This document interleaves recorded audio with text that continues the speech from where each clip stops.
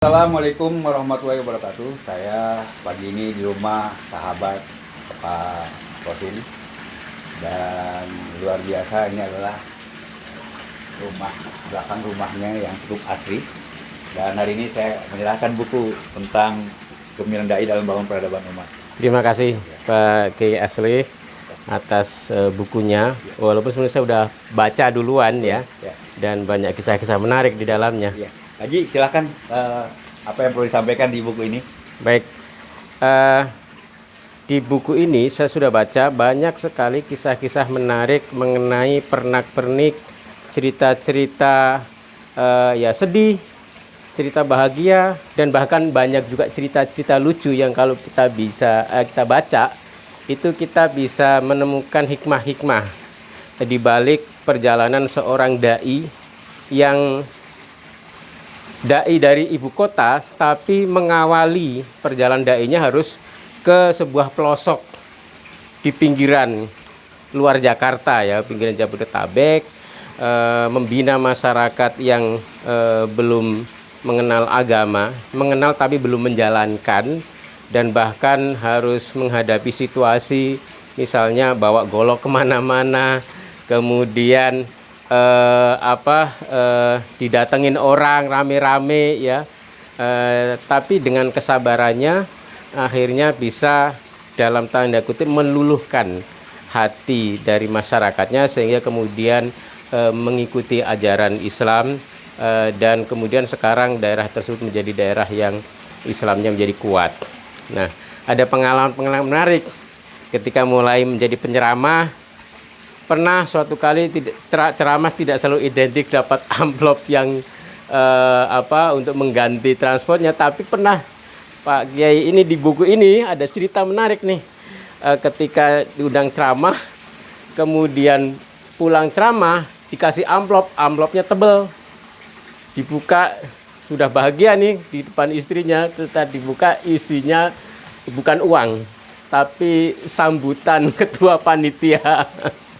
Jadi dan itu harus ikhlas ya Pak Kiai, harus ikhlas.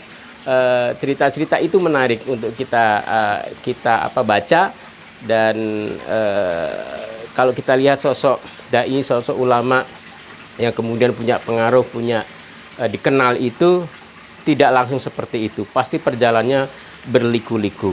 Nah, terakhir saya ingin menyampaikan bahwa memang untuk menjadi pendakwah, menjadi dai itu harus pertama punya kemampuan menjadi konseptor, kedua punya kemampuan orator tentunya, ketiga adalah organisator, keempat mediator, dan kelima harus punya kemampuan kolaborator.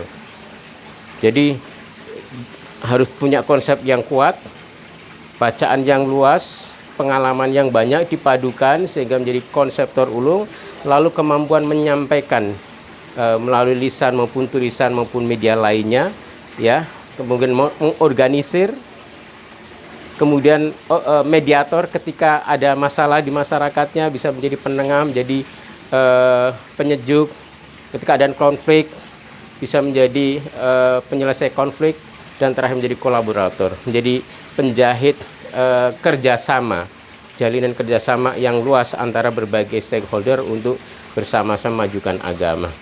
Dan jangan lupa juga seorang dai juga harus menjadi bagian dari masyarakat. Ketika ada masalah itu ya, ikut turun tangan menyelesaikan persoalan di masyarakat tersebut. Jadi problem solver, bukan menjadi bagian dari problem, tapi harus menjadi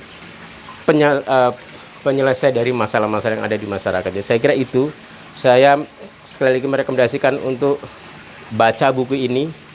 Tidak perlu secara serius, secara santai, karena ceritanya cerita-cerita santai tapi mengena dalam.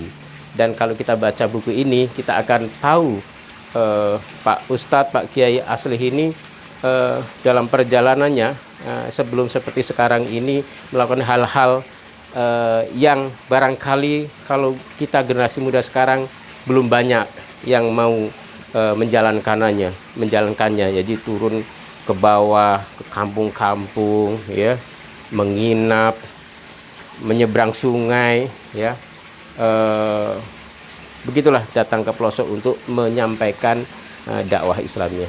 Terima kasih. Assalamualaikum warahmatullahi wabarakatuh.